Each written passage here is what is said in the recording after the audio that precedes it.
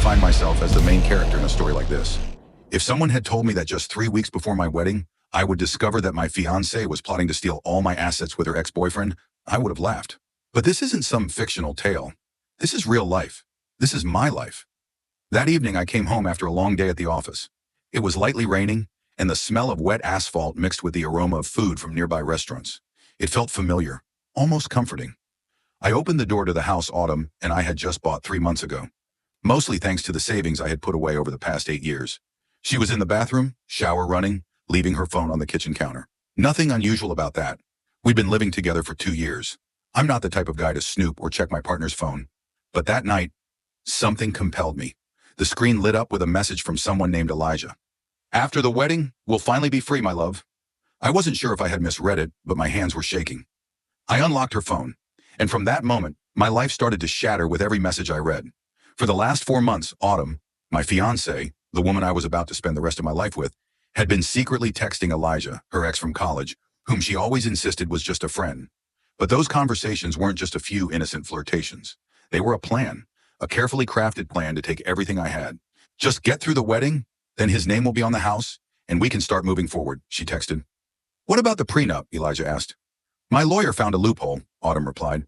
"I'll use it to turn things around. He won't know anything until it's all done." I sat there numb. For nearly an hour, I read every message, every detail. From scheduling their meetings after the wedding, to Autumn mocking me for thinking I was the perfect man while she manipulated me. I remember the moment Autumn walked out of the bathroom, towel drying her hair, smiling and asking if I'd ordered Thai food yet. I handed the phone back to her and lied, saying the app had crashed, that I'd order it on my laptop. Sitting there eating dinner with her that night, the woman who was excitedly talking about wedding decorations while I knew she was just waiting for my name to be on the deed so she could make her move. There are no words to describe it. I wanted to flip the table, scream at her, but I didn't, because I had decided I wouldn't just call off the wedding. No, Autumn deserved a lesson she would never forget. The next morning I called Heath, my best friend from college, who works in tech. He came over the same day, and when I showed him Autumn's phone, he read through a few messages and his face went pale. "Bro, you've been played." Heath helped me back up all the messages, images, audio recordings, and secret transactions Autumn had sent Elijah. He even showed me how to erase any traces and hide all digital activity. I created a special folder, simply titled, "The Envelope." At that point, I wasn't exactly sure what I would do on the wedding day. But I knew one thing for sure. It wasn't going to go as Autumn thought. I called my younger brother Alan, a law intern and someone I trusted completely. I told him everything, and we started planning. A meticulous and entirely legal plan. This wasn't just about exposing Autumn. It was about protecting myself from financial damage, from the house to the prenup. That afternoon, when Autumn hugged me from behind and whispered, "In 3 weeks, I'll be Mrs. Anderson," I just smiled and kissed her on the forehead. But in my mind, I already pictured her. In her white wedding dress, standing in front of everyone, opening the envelope, and realizing that every lie she had spun was now laid bare. 3 days after that fateful moment, when I read Autumn's messages to Elijah, I still couldn't get a full night's sleep. Every night lying next to her, it felt like I was playing the lead role in a tragedy, with only one audience. Me. She slept soundly, breathing evenly, one arm around me, the other still wearing the engagement ring I had picked out with all my love. And I lay there, counting every breath of the woman who was plotting to steal everything I'd worked for over the past decade. I sat silently, watching the screen display each message like a knife slashing at my chest. Once the wedding happens, his name will be on the deed. Then it's our turn. He blindly trusts me. Once we start cashing in, it's over. My lawyer found a loophole in the prenup. We'll still get half the company if we divorce at the right time. I swallowed my anger, because now I wasn't the love-struck groom anymore. I was a man betrayed, and I was planning the most unforgettable unmasking of her life. Alan helped me go through the entire house purchase contract, the prenup terms, the mortgage papers, and related assets. Thankfully, or perhaps out of caution, I still had my name on most of the assets, and the refinancing contract hadn't been finalized. The plan Autumn and Elijah had discussed was still on paper, and I wasn't going to let it become reality. I transferred most of my bank accounts to another bank she didn't know about, leaving just a small amount to avoid suspicion. As for the wedding bills, I started going over the vendors who could refund part of the payments if there were issues. Not much, but at least I wouldn't lose everything. The climax came that night when we sat together, handwriting each guest's name on 178 wedding invitations. Autumn smiled, complained about her sore hand, then whispered, "Just 3 more weeks and I'll be Mrs. Anderson. Forever." I looked at her, trying not to let the shiver run down my spine.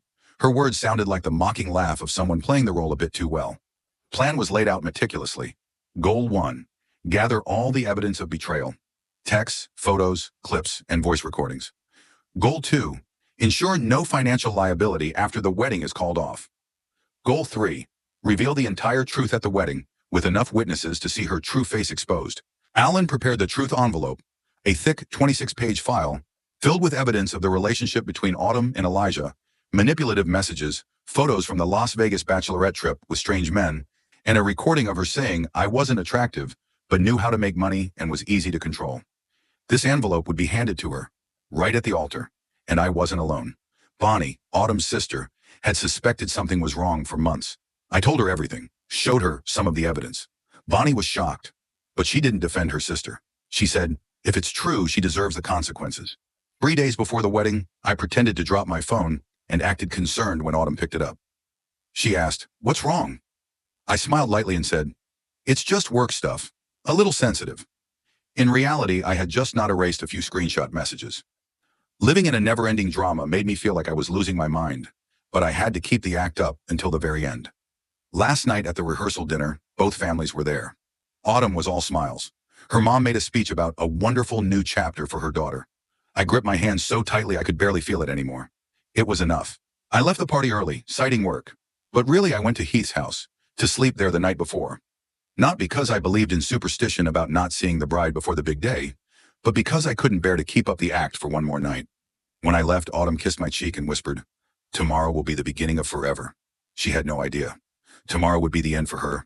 That morning began in a strange, unsettling silence. I woke up on the couch at Heath's place after a night of tossing and turning, unable to sleep.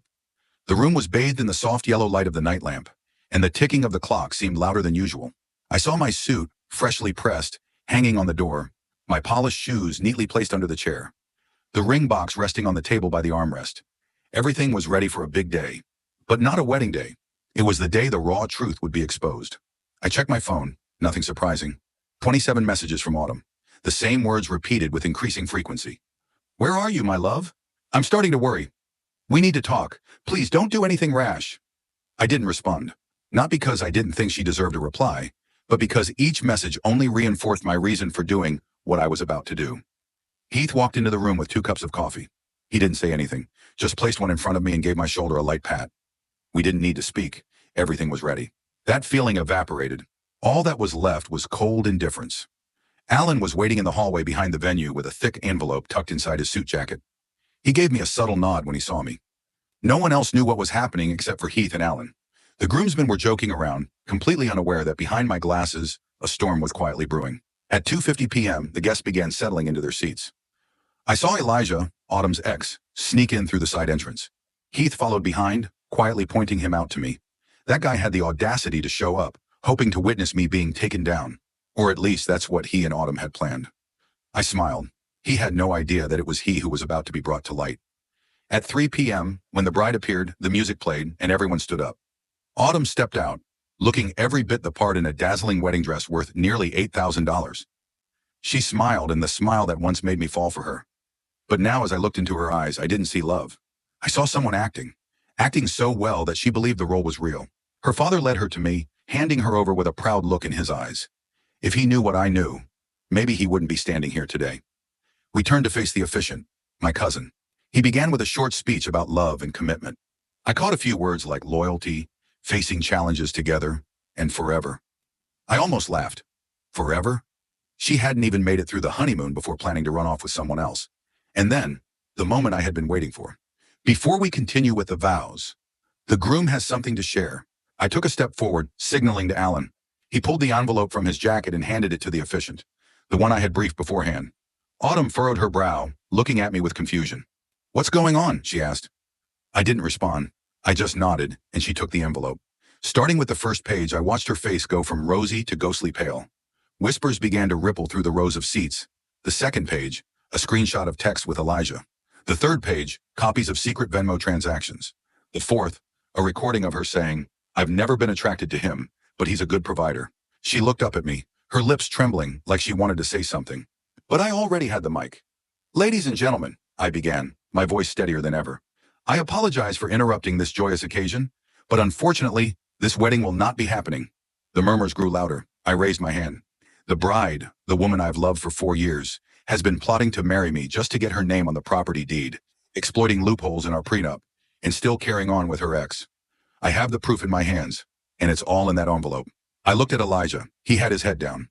Autumn was crying uncontrollably, mascara smeared down her face. I'm not doing this out of anger. I'm doing it for the truth, and I can't enter a marriage built on lies. Then I lowered my head, placed the wedding ring on the altar, and walked away, as the room fell into an eerie silence. 3:20 p.m. Outside the hall, I could hear my shoes echoing on the stone floor. I stepped out through the grand doors of the wedding venue, the late afternoon sun shining on my face.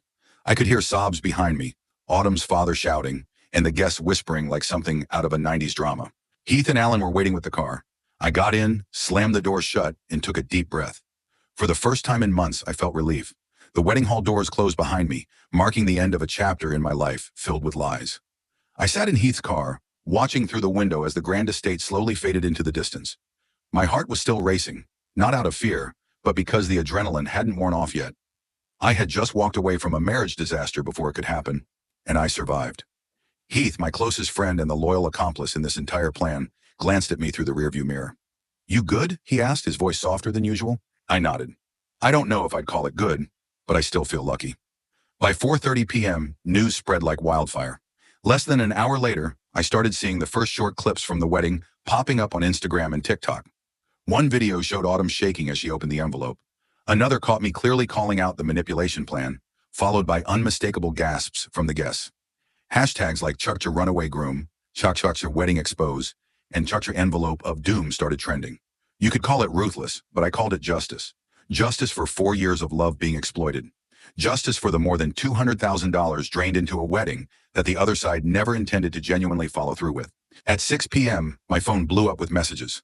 Autumn, from her main number, her secondary number, even her personal email. She started with pleading messages. "I'm sorry, I lost my mind." Then switched to anger. "You humiliated me in front of my whole family," and ended with threats. "I'm suing you for emotional distress." I didn't respond to any of it, but I didn't block her either, because everything she sent would be evidence for my lawyer. Every single word. By 9 p.m., while Heath, Alan, and I were going over the videos, texts, and receipts we'd gathered over the last 2 weeks, a message came in from an unknown number. I know I was wrong too, but I had no idea she was going to take it this far. It was Elijah. Honestly, I had been expecting that name to show up in the messages section long before the wedding was called off. He continued, "I thought she just wanted to spice things up. I didn't know she was exploiting you financially. I have a girlfriend. Everything got out of hand." I scoffed. "Oh, so now you're the victim?" Heath tilted his head and looked at me. "You gonna respond?" I shook my head. Let him stew in the hole he dug for himself. The next morning, I received a surprising call from Bonnie. Autumn had a younger sister named Bonnie. I used to think she was a bit eccentric, but at least she always treated me decently. She called at 10 a.m. "Do you have a few minutes?" Her voice was calm but clear. I agreed to meet. We picked a small coffee shop south of the city. She was already there when I arrived, and the first thing she did was place a USB on the table. "I think you should have this." I frowned. Autumn's laptop wasn't locked. When I got home last night, she was sobbing in the bathroom. I checked, and I found more than I expected. That afternoon was when the consequences started hitting Autumn. She was fired from her company. One of the investors saw the clip circulating online, recognized her as the head of marketing, and immediately demanded her contract be terminated due to the negative impact on the company's image. Her mom called my mom, crying hysterically, saying that the girl is possessed and that they never knew their daughter could be so manipulative and ruthless. Half of her guests unfriended her. Most of them were my friends or mutual friends, but I knew at least 3 of Autumn's close friends posted online saying they couldn't support such behavior. As for me, I started cleaning up the pieces. I met with a lawyer the next morning to remove Autumn's name from all the paperwork for the house purchase. Luckily, we hadn't completed the transfer process yet, and with the evidence I provided, keeping the house wasn't legally difficult. I also canceled all the remaining wedding contracts. Some expenses were non-refundable, but most, thanks to help from my lawyer and the force majeure clauses. I only lost about 40% of the total deposit. A big amount, but still better than being drained dry to the last penny. That night, I was alone in the house that was meant for 2. I walked into the living room, where the wedding seating chart was still pinned up, with post-its with guest names stuck all around. In silence, I quietly pulled each one down and threw them in the trash. Every name was a memory, but not mine anymore. I didn't need those illusions anymore. After the reveal at the wedding, I didn't walk into a happy ending. It was more of a beginning, with heaps of wreckage. Instead of the honeymoon in Bali as originally planned, I spent the next week in the house that was bought to build a home. But now it was just a temporary refuge in my life that had just shattered. There was no wedding dress, no seven-tiered cake, no exchange wedding rings, no tearful, happy glances. Just the heavy sound of the curtains being drawn open in the morning and the growling of the coffee maker in the empty kitchen. But strangely, I felt more at peace than I ever expected. The first morning after the wedding without a bride, I woke up with a strange feeling. Relief. No more worrying about exposed messages, no more glances of betrayal, no more acting every morning when she asked, "What kind of coffee do you want today?" I brewed coffee for myself, and for the first time, I knew that at least today, this cup of coffee wasn't tainted by betrayal. Messages from Autumn kept coming in from pleading, "Can we talk? Just one last time." To anger, "You'll pay for humiliating me like this." I stayed silent, and in that silence I heard myself clearer than ever before. A week later, I began cleaning up the house. The pictures that once hung side by side came down, replaced with photos I took on my trips, memories that were my own. I didn't need to erase every memory of Autumn. I just needed to know that they no longer represented anything about my present. I also scheduled a session with a counselor, not because I was weak, but because I was strong enough to admit I needed help understanding what had happened to me after that emotional and financial betrayal. And then, one peaceful night, I sat on the back porch with a glass of whiskey, watching the yellow lights from the neighboring houses. For the first time in months, I felt nothing but peace. No warning messages, no hidden twist in a smile. Just me, with myself. What do you think about this story? If my story resonates with you, or if you've ever gone through something similar, feel free to leave a comment below so we can share and talk more. Don't forget to hit like and share this video so more people can realize that sometimes a betrayal isn't the end, but a question mark to begin again. And if you love true, dramatic, and deeply human stories like this, hit follow so you won't miss any future stories. Thank you for listening to my story. I look forward to seeing you in the next ones.